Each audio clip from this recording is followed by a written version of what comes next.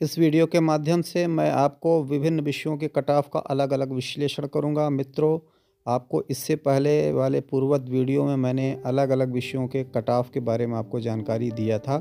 जी हाँ मित्रों, नमस्कार। मैं यशार्थ हार के आप सबके सामने फिर से प्रस्तुत हुआ हूँ अपने YouTube channel go greater think better के माध्यम से। आप सबका हार्दिक स्वागत एवं अभिनंदन करता हूँ। मित्रों, अब आगे का जो विषय है उसके कट ऑफ के बारे में जानकारी दूंगा। और कट ऑफ्स की जानकारी देने से पहले मैं आपको एलटी ग्रेड के परिणाम के बारे में कुछ जानकारी देना चाहूँगा। जैसा कि मित्रों, अभी कुछ समय पहले पेपर में आया था कि सामाजिक विज्ञान विषय में कुछ अड़चन आ रही है, जिसकी वजह से परिणाम देने में ये विलम्ब कर रहे हैं, जिसकी वजह से कोई विधिक अड़चन आ रही है, विधिक राय लिया जा रहा है। इनका भी कहना सही है कि रिज़ल्ट जो भी निकाला जाए थोड़ा सा देर आएगा लेकिन दुरुस्त आएगा। आप लोग धैर्य रखें। इसका वजह ये है कि धैर्य नहीं रखेंगे इसका और कोई इसका चारा नहीं है, यानी आपको धैर्य रखना ही पड़ेगा। और अगर ये लेट विलम्ब कर रहे हैं तो इनके पास आगे और कोई बहाना नहीं बचेगा। यानी अगर रिज़ल्ट जल्दबाजी में घोषित कर देते हैं तो एक जो नया सा प्रचलन चल पड़ा है कि कोई भी रिज़ल्ट कोर्ट केस के बिना नहीं कुछ हो पाता है। तो यानी कोर्ट केस आगे ना हो, फिर आगे परिणाम जो है लटक जाए, यानी ज्वाइनिंग लटक जाए, फिर इससे अभ्यर्थियों का ही नुकसान है। इसलिए इनको जो करना है करने दीजिए। आपके जो विषय हैं, आप अपने विषयों के बारे में आश्वस्त रहें और आगे आप दूसरे एग्ज़ाम की तैयारी, मैं आपको पहले ही बताया था कि आप अनवरत अपने तैयारी को जारी रखें, अपने तैयारी को बंद न करें। किसी एक परीक्षा के परिणाम के लिए आप ज़्यादा व्यग्र ना हो, ये मेरा आप लोग से निवेदन है। तो मित्रों, मैं आपका ज़्यादा समय न लेते हुए मैं आगे के विषयों के कट ऑफ के बारे में आपको जानकारी देना चाहूँगा। तो अगला विषय जो है वो आपका है कंप्यूटर। काफ़ी लोग ने कमेंट किया था कि कंप्यूटर विषय का भी कट ऑफ बताएं। तो जो भी छात्र हैं कंप्यूटर विषय से संबंधित, वो ये कट ऑफ देखें। इसका बहुत ही अच्छा मैंने अध्ययन करने के बाद, विश्लेषण करने के बाद मैं आपके सामने ये कट ऑफ प्रस्तुत कर रहा हूँ। या मित्रों, ये आपका जो जनरल का कट ऑफ होगा, यानी अगर कोई जनरल मेल है 75 से 80 मार्क्स अगर लाता है कंप्यूटर में, तो वो सेफ जोन में है। इसका एक रीज़न है मित्रों। इसका रीज़न ये है कि कंप्यूटर में पोस्ट ज़्यादा है, यानी कंप्यूटर विषय में जो पद हैं, पदों की संख्या है वो ज़्यादा है। और इसमें जो है ये टेक्निकल सब्जेक्ट है, इसमें जो है इस वजह से जो है परिणाम कट ऑफ बहुत अधिक नहीं जाएगा। तो जनरल का 75 से 80 अगर है आप तो सुरक्षित समझें। ओबीसी का 73 से 78 मार्क्स है तो अपने आप को सुरक्षित समझें। इसी प्रकार एससी कैटेगरी से अगर आप बिलोंग करते हैं तो 70 से लेकर के 72 मार्क्स अगर आपके हैं तो आप अपने आप को सुरक्षित समझें। इसी प्रकार यदि शेड्यूल्ड ट्राइब से यानी एसटी से कोई बिलोंग करता है तो 65 से लेकर के 68 मार्क्स अगर उसके हैं तो अपने आप को सेफ जोन में समझे। प्लस माइनस 3 मार्क्स आप कर सकते हैं, यानी कुछ भी हो सकता है, 2-3 नंबर ऊपर नीचे हो सकता है। इसी प्रकार अगर फीमेल की बात की जाए तो मित्रों इनकी मेरिट और भी कम जाने के चांसेस हैं। 65 से लेकर के 73 नंबर के बीच में इनके रहने के चांसेस हैं merit according to their category. यानी जनरल हैं तो वो लगभग 73, ओबीसी हैं तो लगभग 70, एससी हैं तो लगभग 68, एसटी हैं तो 65। यानी इसी के इर्द गिर्द प्लस माइनस 2-3 मार्क्स, इसी के इर्द गिर्द आपके कंप्यूटर का जो कट ऑफ रहेगा वो रहेगा। यानी कट ऑफ आपका इसी के इर्द गिर्द ही रहेगा।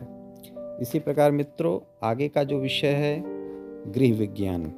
गृह विज्ञान का कट ऑफ मैंने अलग निकालना इसलिए ज़रूरी समझा क्योंकि बहुत सारे लोग डिमांड कर रहे थे कि गृह विज्ञान का भी कट ऑफ निकाला जाए। तो गृह विज्ञान में मित्रों सबसे पहले एक चीज़ जिक्र करना चाहूँगा कि इसमें जो मेल की पोस्ट थी वो सिर्फ एक थी। एक पोस्ट होने की वजह से इसका जो कट ऑफ हो सकता है वो 92 plus, according to me 92 plus हो सकता है, यानी 95 भी जा सकता है और ऊपर भी जा सकता है। चूँकि एक ही सीट है, बहुत अच्छा इसका प्रेडिक्शन मैं नहीं कर पाऊँगा, लेकिन 92 प्लस होना ही चाहिए। इससे नीचे मुझे नहीं लग रहा है कि किसी का होगा। अब आ जाइए फिर फीमेल में, जो मेन है, जो सबसे ज़्यादा पद फीमेल के ही हैं, लगभग इन्हीं के ही हैं 99%। तो अगर इनका देखा जाए तो जनरल अगर कोई फीमेल है तो 80 से लेकर के 83 मार्क्स अगर पाई है तो तो वो अपने आप को सेफ जोन में समझे। इसी प्रकार अगर आप ओबीसी से बिलोंग करती हैं तो 78 से लेकर के 81 मार्क्स अगर आपके हैं तो आप अपने आप को सेफ जोन में समझें। और आगे एससी से हैं तो 74 से लेकर के 77 मार्क्स हैं तो आप अपने आप को सुरक्षित समझें। और एसटी से अगर बिलोंग करती हैं तो 67 से लेकर के 71 मार्क्स हैं तो अपने आप को सेफ जोन समझें।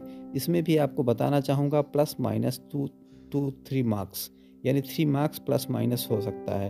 यानी जनरल का जो है 77 भी हो सकता है या 85 भी हो सकता है, यानी इसके इर्द गिर्द ही रहेगा। लेकिन जो मेरा हिसाब है, वो जो मेरा एक प्रेडिक्शन है, वो 80 से 83 के बीच में होना चाहिए। इसी प्रकार सारे कैटेगरी वाइज अपना समझें। ये रहा आपका गृह विज्ञान का कट ऑफ, यही होने की उम्मीद है। इसके बाद आता है अगला विषय मित्रों, संगीत विषय। संगीत विषय में भी पदों की संख्या थोड़ी सी कम थी, लेकिन इसके हिसाब से अगर औसत में देखा जाए तो अभ्यर्थी भी बहुत कम एग्ज़ाम में बैठे थे। और इसमें भी बीएड का डिग्री मांग लिया था, चूँकि इसमें भी संगीत प्रभाकर की जो डिग्री होती है वो बीएड की इक्वल होती है, तो लोग इस वजह से बीएड नहीं करते हैं संगीत वाले। और जिन्होंने किया था उनके लिए बहुत ही अच्छा चांस है, बहुत ज़्यादा मेरिट नहीं जाना है, हो सकता है सीट भी न भरे, लेकिन फिर भी मैं मैक्सिमम कट ऑफ बता रहा हूँ। मैक्सिमम इतने मार्क्स ही होंगे, इससे ऊपर नहीं जाएंगे। अगर कोई जनरल ओबीसी का मेल है, मेल की सीटें कम थी, तो अगर जनरल ओबीसी का कोई मेल है तो 95 से लेकर के 105 के बीच में कट ऑफ रहने की चांसेस हैं। इसके बाद आइए मुख्य रूप से फीमेल की वैकेंसी ज़्यादा थी। तो अगर फीमेल में देखा जाए तो जनरल जो है 88 से लेकर के 95 मार्क्स अगर है जनरल फीमेल किसी का, तो वो अपने आप को सेफ जोन में समझे, प्लस माइनस 2 मार्क्स। अगर ओबीसी का कोई कैंडिडेट है 82 से लेकर के 90 तक है तो अपने आप को सेफ जोन में समझे, प्लस माइनस 2 मार्क्स। एससी में अगर कोई 75 से लेकर के 80 के बीच में अपने मार्क्स उनके मार्क्स हैं तो अपने आप को सेफ जोन में समझें। और इसी प्रकार एसटी का 60 से लेकर के 68 मार्क्स के बीच में है तो अपने आप को सेफ जोन में समझें। लेकिन मित्रों, इसके बारे में एक स्पेशल मैं टिप्पणी करना चाहूँगा। ये मैक्सिमम मार्क्स है, इसको मिनिमम मत मान के चलिए कि मैक्सिमम है। मेरे हिसाब से अगर मिनिमम किया जाए तो 70 प्लस, मैंने पहले भी बताया था, अगर कोई 70 प्लस है, जनरल की मैं बात कर रहा हूँ, 70 प्लस है तो उसका भी होने का चांस है। अच्छा मित्रों, और भी मैंने एक चीज़ भूल गया, सभी विषयों में वेटिंग लिस्ट भी बताई जाएगी। वेटिंग लिस्ट आएगा, जैसा कि इन्होंने नया एक रूल निकाला है कि जो भी विषय का परिणाम आएगा, फाइनल परिणाम के साथ साथ वेटिंग लिस्ट भी आएगी। तो वेटिंग लिस्ट में आप -5-5 कर लीजिए, हर एक कैटेगरी वाइज 5-5 नंबर कम वाले वेटिंग लिस्ट में अपने आप को समझें।